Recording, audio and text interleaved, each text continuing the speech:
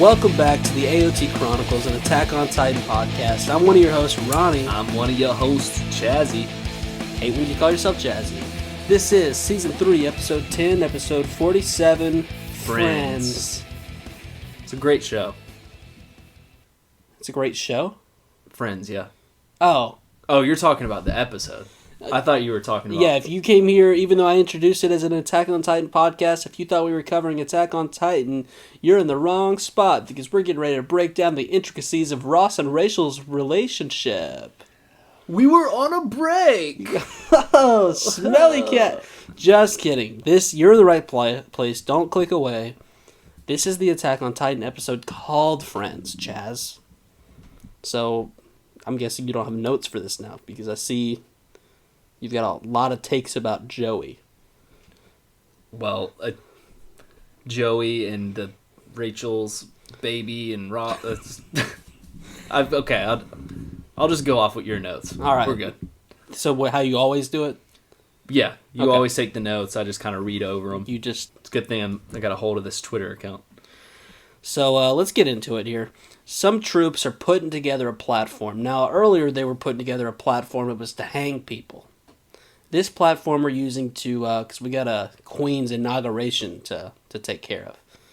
So a lot of different platforms for a lot of very different things. Yeah, and specifically to hang Erwin Schmiff. Levi is walking through the rubble when a scout runs up and tells them they found Kenny.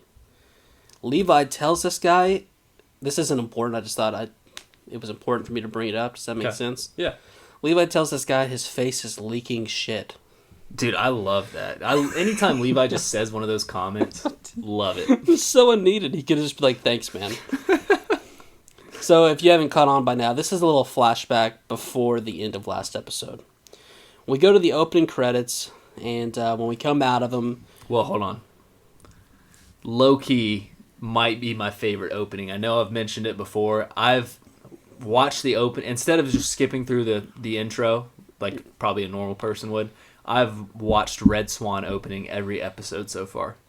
Red Swan, that wasn't in your top 5, right? No, well, that's OST-wise. I'm just talking about the actual opening. Like, I like the song, but... It's not a top 5 song, you just like the artwork and stuff going on. Yeah. I do really like the cute little kids and them running around smiling. They're so, And little Aaron. full of joy. Little Aaron tugging on older Aaron. It's just so sad, very man. sweet. Even like the little Levi's and the Irwins in them too. Mm-hmm. They do that. It's like baby Looney Tunes, but Irwin and looking at his father. It's just so heartwarming. So we come back, and we're still in somewhat of a flashback, because there's young Kenny. He gets grabbed by a human-controlled Titan, and the human looks like an older Armin, if I'm not going to lie. He kind of does, yeah. His name is Uri, and he's with Rod Rice, who is pointing a gun at Kenny as he's stuck in the Titan's hand. Uri tells him not to shoot, because they need to figure out how he figured out about them.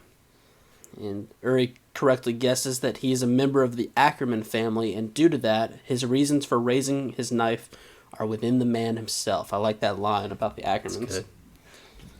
Uri is kind of like a... Yeah, describe this guy's vibe.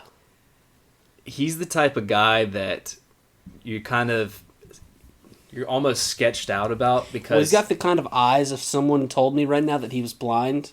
He might even be blind. Is he blind? No, but he does have gorgeous... The artwork of the eyes, just in the show in general, is awesome. But specifically with Uri and Frida, when they have the Founding Titan within them, it looks awesome. That would be... That's... So you know for a fact he's not blind? Well, here's the thing. Like you said... Well, we'll get to that a little bit later, but I'm pretty sure he's not blind. And I know he has the cane later on. Is that kind of why you're saying that? Well, and then, like, when, I'm not even thinking so much of this scene, there's a scene later on where he's kind of, like, sitting in the grass, and Kenny's kind of behind him talking, and Uri just keeps, like, looking out forward, almost as, like, a blind person would. He doesn't turn his head or whatever. You know what he kind of reminds me of? He reminds me of, like, an old Japanese folk warrior that's, like, so one with himself that he doesn't even need eye contact. Yeah. And the only reason I don't need him to be blind or not... Well, actually, I know he's not, now that I think about it. Because he has the Titan powers, his eyes would regenerate if they did go blind. So... Yeah. That's true. But you are right, though. It does kind of ruin everything, because I was getting ready to have a hot take about if a blind person became a Titan, they could see through the Titan, but not. But yeah, they reach in, so. Yeah, let's just fart on that take. Alright, don't click off the podcast. We're having interesting conversations. Kenny flips the knife and throws it at Uri, who lifts his arm, letting the blade sink all the way through it. What a badass throw. Owie. Yeah, and a badass throw and definitely an owie. Yeah, and then here's the thing about this throw. First of all, Rod says he's going to kill him. After making such a badass move, Kenny does this. He starts crying like a little bitch, begging for his life. This is like a classic case of you're not sorry for what you did, you're sorry you got caught. Yeah, for sure. I mean, that's just what we got going on right here. He then says, "Get your hands off me. I gotta escape." Well, that's just an interesting strategy. Now they know you're trying to escape. He's getting held by a giant Titan hand, and he's just like... That's not what you want to tell the person. No. Uri lets him go, though, and gets out of his Titan. Rod asks why he did that, because he's an Ackerman and they can't have their memory erased. As Uri walks up to him, Kenny pulls a gun out. You think Erwin, there's a couple people who would not care about having a gun pulled on them. Erwin and Uri. Uri's a baller. Let's just say that right probably now. Levi, too. This game. Yeah, Levi wouldn't care either. Kenny nowadays wouldn't care, but back then he obviously, I don't think he liked it very much. Mm-hmm. He says that his hatred is justified, but unfortunately he cannot die right now. This gets a little confusing for me. Help me through this, Chess. I got you. Uri bows down to the ground and says, "Please forgive me, even within such tiny walls, to be unable to build paradise. I'm a fool." Now, when he was doing this, my initial take was he was talking like somebody within, and we know the idea of the founding Titan. He was talking to like someone of his past. Kenny overdubs this flashback or whatever, and he's saying it was intended for him. What was your take? I kind of got the take that it was intended for him because he talked about the persecution of the Ackermans, and he's kind of feeling sorry about that as well. Okay. Present time Kenny is talking over this flashback, like I said, and that he says that even though his Titan was scary, when he bowed down to him, it rattled something inside him like never before. Which it should. I like how that's what got Kenny to kind of wake up, is when somebody that powerful literally could be called a god bows down before, which anytime Kenny mentions this, when he calls himself trash, mm-hmm. It brings a lot of good detail to Kenny's character. I kind of wish that there was more of this besides like 2 episodes. Yeah, where he calls himself trash and says even if a guy like him, who is probably the most powerful being ever, can bow down to trash like me, like that's when you know. I mean, he literally he had Kenny in his Titan's hand, could have just ended him half a second. Easily, yeah. And 5 seconds later, he's bowing down to the guy. It's just it's how could you not be like, wow, I respect the hell out of this guy. I want to fight for him. And so that's exactly what Kenny did. He lowered his gun and told Uri he wanted to help him. And so at the next council meeting, the person who tipped Kenny off about Rice was now missing. I like that little nugget that, someone within the council was the one who told him about Uri, and now that guy's gone, and they've got Kenny sitting in the... There's probably that mine digger from season 1. Remember that long story? That just kind of went away. Yeah. The guy disappeared, and then it's never been talked about again. I wasn't sure if you were talking about Armin's filthy old grandpa. No, that guy sucks. So like I said, Kenny's at the meeting now and refers to himself as the Rice's new dog. It was a little pathetic for him, but it ended the Ackerman's persecution, he says. So, it's a give and take. That's crazy to me. I actually didn't catch this the first time, that the reason the Ackermans were not persecuted anymore was because of this, which was Kenny. crazy. I did not catch it the first time. Joined up, and now I guess the Ackermans are cool. So he mentions how he had fewer enemies, but still would work or wouldn't walk around in daylight. He only moved around in the nighttime. Kenny checks in at a desk where a man says if he's looking for Olympia. I should mention that Kenny asked for someone named Kuchel. Kukul? Yeah, Kukul. Let's just call her Kuchel. And the man tells Kenny she's sick and hasn't sold in ages. Now, you've kind of mentioned this a few episodes back, but it's a whorehouse. Yeah, and yeah, she hasn't sold in ages, so, most guys that go to a whorehouse, they're not looking for the prettiest women. And did you just call her a slut? And if she hasn't sold in ages, she must look pretty damn bad. Well, I've got something to tell you. Okay. You're right. Because Kenny walks into the room where he finds a young boy who tells him the woman is dead. Kenny follows that up by asking the boy who just talked to him if he's alive. Which you might think is kind of a silly question, but good lord, you should see this kid. It was not a bad question at all. Should have asked it. Kenny asks for his name, and the kid answers Levi.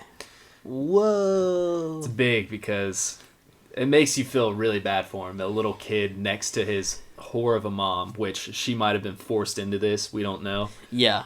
But the fact that he's been sitting beside his dead mom for days, and it's just a brutal sitting thought. by his dead mom, not to mention how old is Levi at this point? Like, around the same age as, like, Historia was when she was doing all her terrible, like, grew up the horrible way that she did. Mm-hmm. And he's grown up in a whorehouse.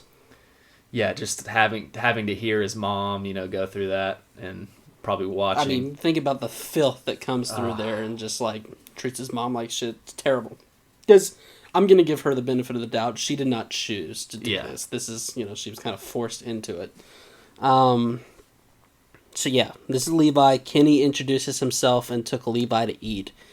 And we don't get a whole lot of this in this anime, but this is your classic anime eating scene. We only get it every now and then, Sasha, but I mean, Levi is going at this food. He needs it, though. He looks terrible. This is Gon and Killua anytime they got an opportunity to eat Hunter x Hunter. Kenny voices over a few scenes saying that he couldn't let Levi die, but he sure as hell wasn't stepping in as a parent either. So what did you think about that? Is Kenny a good guy? I mean, that's pretty... Here's the thing. He's saying that he wasn't stepping in as a parent, and I guess he's not so much, but he's definitely, like, he was there for Levi. And I think he taught Levi as much as he could, but I don't think Kenny was comfortable with the situation whatsoever, and he just did what I think Kenny probably has some self-confidence issues of his own, so... He was definitely a parent-like influence for at least a few years. Right. He says there wasn't much that he could teach him, but the first thing he taught him was how to grip a knife. That was lesson 1. Seems right for Kenny, and or how to say hello to people and get along. Weird. I love what they do with the animation because he says how to say hello to people and get along, as we see Levi standing in the middle of a bunch of bodies that Kenny more than likely had a hand in just killing. Wow, just brutal.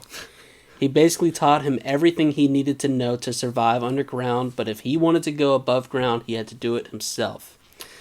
I like that. See, Kenny's character, this episode really brings me on to him. I love how he has just terrible confidence in himself. Not only, he has good confidence in himself, but he's got confidence in what he does, but who he is.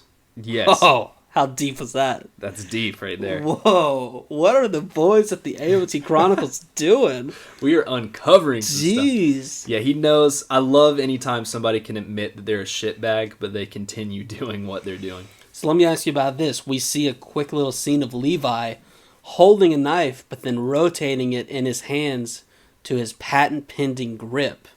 Now, so, we just heard Kenny say, Kenny taught him how to grip a knife. Is this what Kenny taught him, or did Levi say, screw you, I'm going to do what feels right, and this is what he came on to? I kind of interpret it as Kenny taught him to do it this way. See, that's what's so freaking cool, dude, because we Yeah. never get the chance, because Kenny's got his stupid guns, and this is what I was saying back in the scene when we got Levi vs. Kenny 2.0. I think if you gave Kenny some blades, he would hold them exactly like Levi, which I think is awesome, and I feel like it was a missed opportunity by the show. You're right. He should have had the guns, but he should have had a backup sword that he pulls out. Kenny is so experienced. I don't see how he's just walking around with guns that have 3 bullets in them. That doesn't sound like him. But yeah, that was awesome. I'm glad that you think that too, because I definitely think that that's how Kenny taught him how to do it. If there's anything whatsoever in the manga, let us know. I've never wanted to know more about something than that right there. So then, in a church, people are praying for world peace as Kenny watches from above. He apologizes to a man named Sonus for killing so many military police. And Sonus asks why he abides by the king, and Kenny says it's probably because he's the strongest. So Sonus is the guy that got tortured by Hanji and Levi, right? Later on. Yep. That's because this whole scene right here, I don't know how much it did for me, but that was a cool little nugget where if you really are in it, you caught and you were it's kind of cool. I don't know is it implying that everyone within this church is not of a blood is it implying everyone of this church cannot have their memories altered? Is that what it's implying? That was a big question I had. Because Kenny, obviously, they said he can't have his memories altered. They've said there's a few bloodlines that can't. And I'm wondering if Sonus was one of those where he's for the king because his memories can't be altered, and he's kind of... I don't know. That's an interesting question, because I'll be honest, I went back and rewatched that whole thing 5 times because I felt like there was something I wasn't getting, and eventually these were just the notes I came out with. I didn't come up with anything too deep. I just thought it was interesting because Sonus also says, basically he just talks about how ride or die he is for the king and how he'd do whatever for the king. And then he kind of asks Kenny, and Kenny's like, I think he basically is just like, maybe, like, I don't know.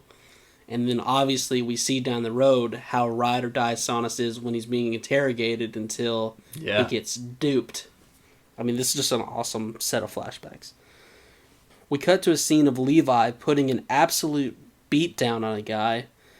As Kenny says, the one who is on top is the person who shows they are the strongest. Power is all you need. And I feel like that's exactly what you would learn in the Kenny Ackerman boot camp. Yeah, whether it's true or not, that's what you would learn. As Levi finishes beating up this guy, he turns to see Kenny walking away from him. Uri tells Kenny that he doesn't have long left. This is what I was talking about there, like at the grassy area. And Uri says that the power will be passed down, but he will live in their memories, so he's never going to be fully dead. Kenny questions the fact that the power can be passed down. This is something he didn't know. He's got a weird look in his eye. Uri says in the not-so-distant future, the world will crumble, and in humanity's fading twilight, he wishes to build a paradise. He then asks Kenny if he believes in violence, and says he thinks he does. Good guess, Uri. He asks what made them friends. Kenny says not sure, but if it wasn't for his Titan, he would have stuffed his skull full of shit.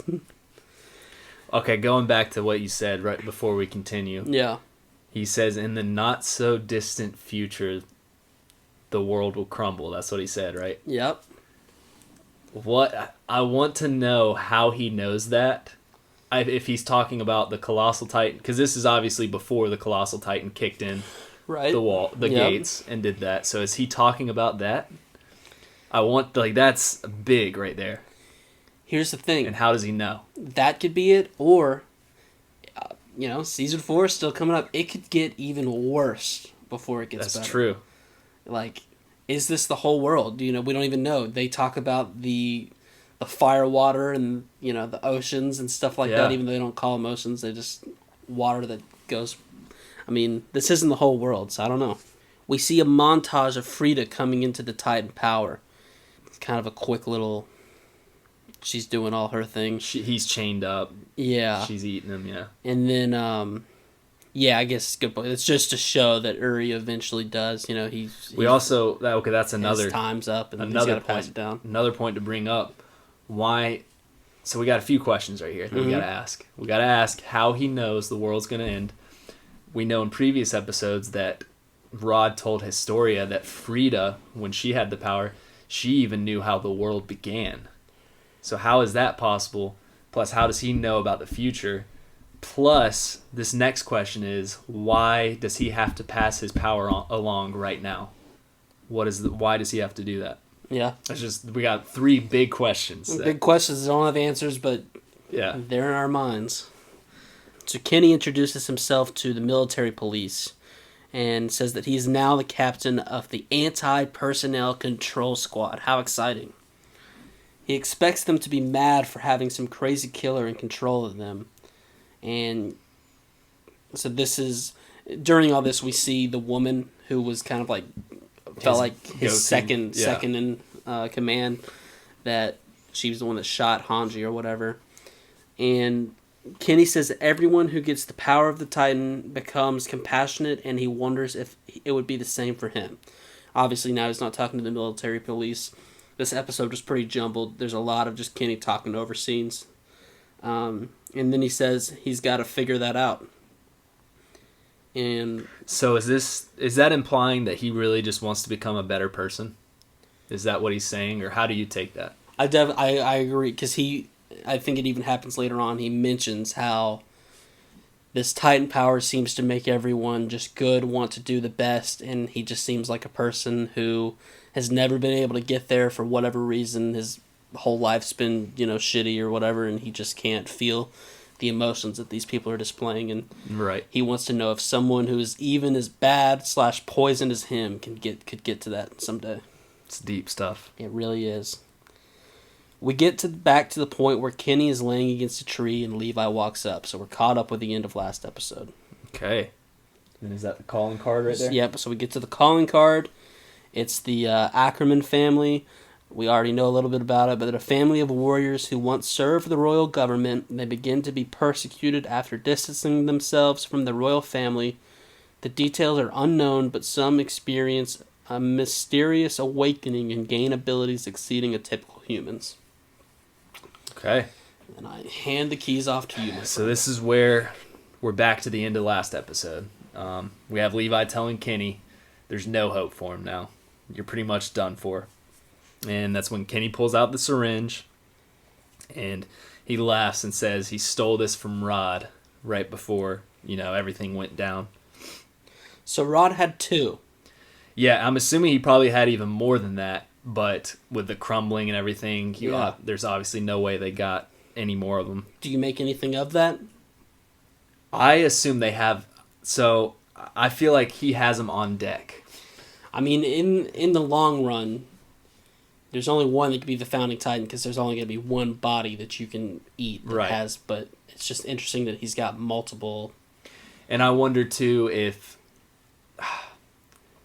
it is a tough question. I wonder if he's holding that on for when it's passed down again, if he just has multiple for that. Yeah. But we don't know when the passing even happens either. So there's just more questions. Right.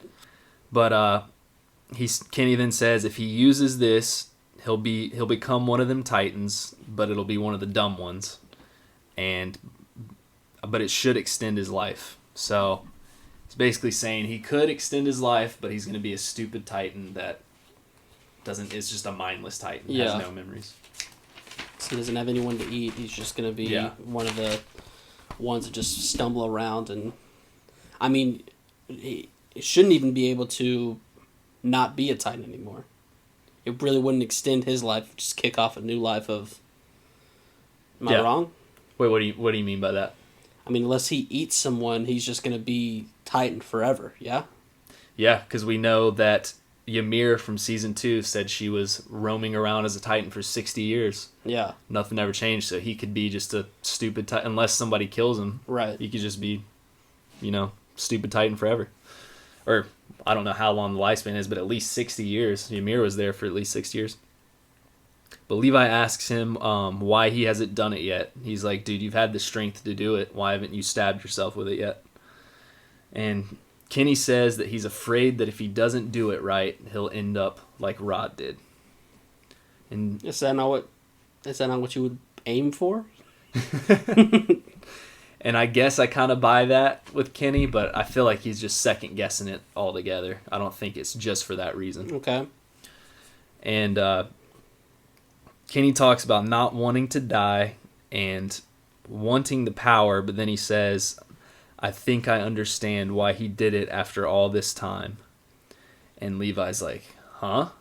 He has no idea what he's talking about. And Kenny goes on this long spiel where he says, everybody I've met was all the same. Worshipping God, drinking, women, family, dreams, children, power. Everyone had to be drunk on something to keep pushing on.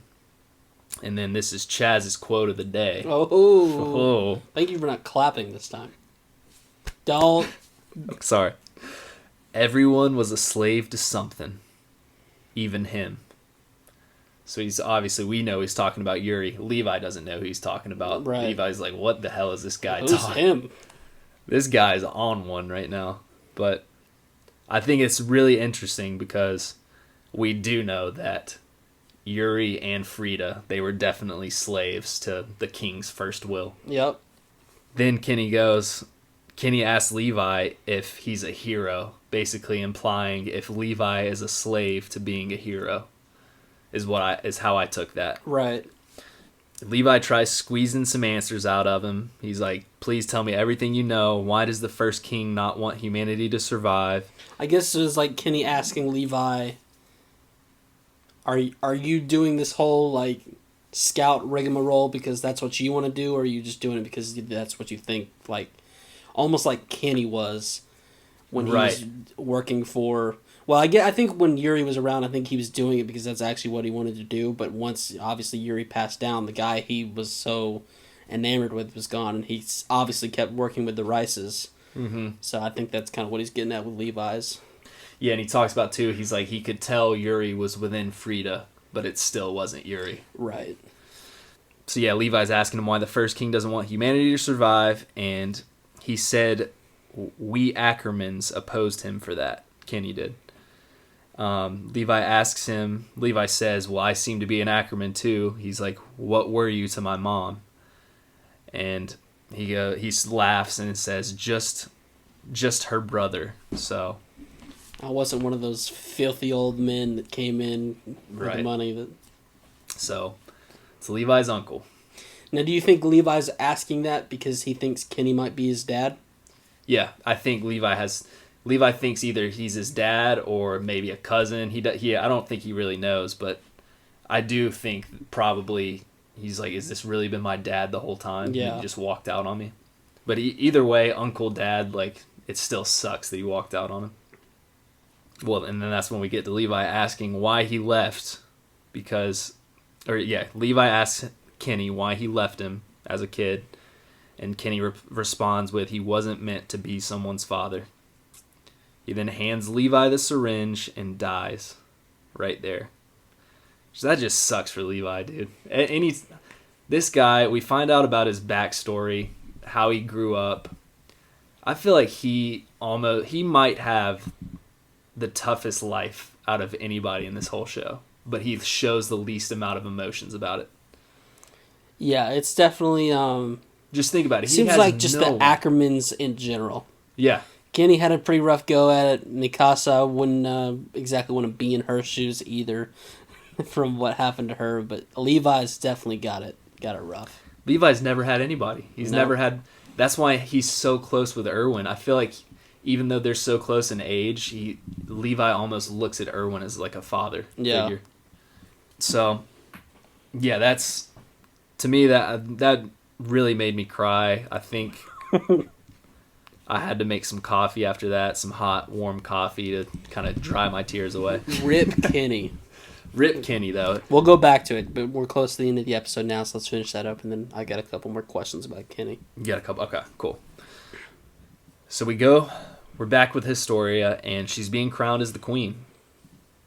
and then it shows her mentioning to Erwin the idea that she would have the final blow for Rod, and Erwin's like, wow, she's really something. I really like that, and then I thought it was cool that they waited an episode to show us that.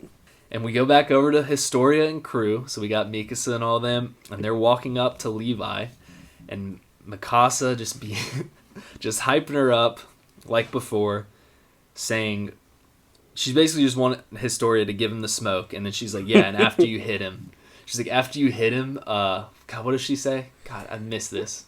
I don't have the exact quote, but the whole idea of this is what we were talking about before. Just hit him. What is he going to do? You're the goddamn queen. That's what yes. She's like, just tell him you're the queen after you hit him. He's not going to do anything. So Historia runs up and hits him, which was just so hilarious the way she did it. She tried to charge up the way she yelled, just she's charging up the hit, and just absolutely didn't do anything. This is like your 6-year-old cousin punching you, I feel like. Yeah. And then we get Levi smiling. Levi first smiles. Time. Dude. Is this the first time he smiled in this 100%. Show? Oh, it was so 100%. Awesome. I mean, you talk about joy filling one up. That is it. And then he cracks wise. He's like, thanks, guys. I really needed that. Like, what? So awesome, dude. Levi's just had it the worst out of anybody, I feel like, and I'd love to see him smile. And it just sucks, too, because he has it the worst, but everyone they feel bad for Aaron. Everyone feels bad for Historia. No one really feels bad for Levi because they don't know his backstory. He has it the worst, but you can see right here, he's still got something to live for because even though he plays all hard-ass, he cares about all these people. He does. And my heart just melted. God, Levi. So, we go over to this next scene. Whoa, wasn't ready for this. I completely forgot that these guys were in the show. Yeah, because this is kind of halfway through the season, so we sneak on over there, see what's going on, and lay it on us, Chaz. So we're 10 episodes in. We haven't seen these guys since season 2, episode 12. Yeah. And the Armor Titan is fucked up. Oh, yeah. This is where you're like, oh, whoa, his armor's broke like that? What just happened? Bert runs, are you okay? Wina, are you okay? Yeah, Bert's all worried, running over. I fell. The Beast Titan comes walking up, does his patent kneel down, which is just a terrifying kneel down, like he did to Mike, season 2, and he just says, I win. He's like, saving Annie can come later. Retrieving the coordinate is priority, as it should be.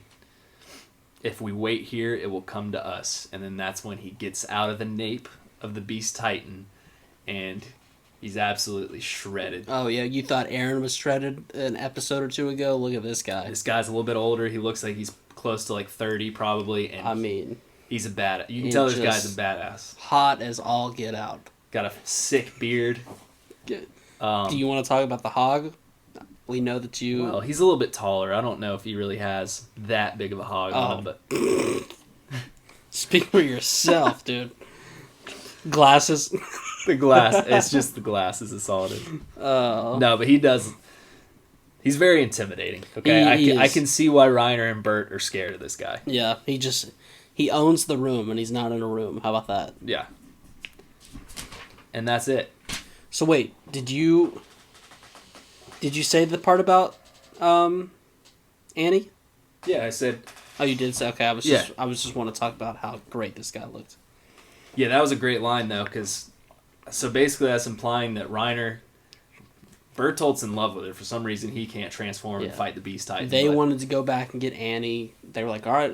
Beast Titan was like, I'll fight you for it. And then he won. He's like, we're going to wait. Do you want to have a little discussion, just a little sidetrack discussion of why you think Reiner fought the Beast Titan and Bert didn't fight him? I think... Do you think the Beast Titan's like, hell no, I'm not fighting that 60-meter giant? Like, or do you think Bert's just too scared?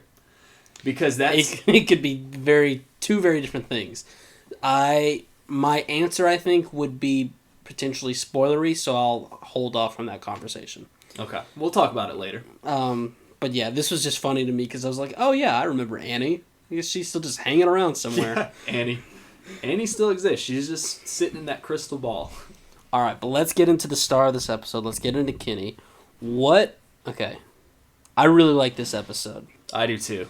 My overall question, and there's some answers to be had, what was the point of Kenny? Definitely the aspect of Levi. Just bringing more out of Levi, I feel like. We learned a little bit about Levi, but kind of getting more backstory on him. But I feel like definitely I feel like Yuri, having a focal point of Yuri and the Ackermans is probably a lot of reason why Kenny's around. Because I don't know how else they would have talked about Yuri without Kenny. Yeah. If that makes sense. But it's at the same time, I love Kenny's character. It's like, he's not necessarily super needed in the show. Right. Well, it's crazy. I mean, 10 episodes. Yeah. Didn't it feel like and I'm not even sure he's in every single one of those episodes. He's probably not. But that was his run. And I just remember this, the first time I watched this episode, it was so deep, and I liked Kenny, but it was, obviously you get a bunch of different characters as far as Yuri and stuff, and you really got to be on your shit, and I was a little tired or whatever, so I got halfway through it, had to restart it, and then you got to watch it almost like we like to kind of kid around with the rewatches, but this is one where it's so deep it really benefits from rewatches and trying to figure out exactly what all's being said. Well, this is one of those things, you can get caught up binge watching a show and be like, wow, that show was amazing, and then you get to the end of it and you're like, wait a minute, what happened in the show? That is actually so great. Tell about your buddy. So, my buddy. This is the kind of people. This is why people listen to the AoT Chronicles. We're uncovering every stone, and I'm not even saying we did a perfect job. I guarantee you there was something we just missed through that episode, and if we did, send it on into thepodcastchronicles@gmail.com. But go ahead and say. Shows like this are so deep that you really do have to rewatch it to get all the details. But my buddy, I got him into watching Attack on Titan. He's never really watched anime before. He watched it in what felt like 3 days. He got so obsessed with it, he watched it in 3 days. Talked about how much he loved it, that it's one of his favorite shows he's ever watched. And then I told him, I said something about season 1, and I was like, yeah, that was pretty cool in season 1 when, Jean and Marco's whole thing, and he goes, who's Marco? Best bro Marco. Best bro Marco. But yeah, there's a lot of things. Some of it's spoilerly for we'll have to get into it because we'll get into it, but yeah, he watched it so quick that he missed out on so many details. And I don't see how it can be your favorite show without having all of those details. God, just get ripped. Yeah. But no, this is definitely one. You can't, which that is kind of a cool aspect about anime. And if you watch it with subtitles, you've got to read, so you've got to be somewhat into it. This is not a show where you can mess around on your phone and still get everything that you need to out of it, especially not this episode. But a really good episode. Rip Kenny. You know what? Let's finish with I think Kenny warrants a nice 10 seconds. He does. Patent pending AoT Chronicle moment of silence. So let's go ahead and start that right now. Can you hand me that dumbbell? I'm not 20 pounds. You're so big. I'm just going to knock a couple out. Has it been 10 seconds? And then that's 10. All right. It was a perfect excuse to get some bicep work in. Did you have anything else on this episode? Any other questions about Kenny? No, I just wanted to rip my buddy. Yeah, I wanted you to as well. That's always, it's so great. It's reasons like that why you always say I'm your best friend, which I think is, really cool. Have I said that? Well, yeah, you say, I'm your best friend because I know I've not said it on this podcast, but I am. Thanks for tuning in to the AoT Chronicles, guys. Okay. You can email us at thepodcastchronicles@gmail.com. Give us a subscription on YouTube. We'd love to have you on there. I feel like thumbs we up. Skipped over. And yeah, we all love you so much. Let's get this episode over with. Okay. You got anything to finish it off, Ronnie? Subscribe. Peace. Give us a follow on Spotify. We love you. Peace. Can we talk about what you just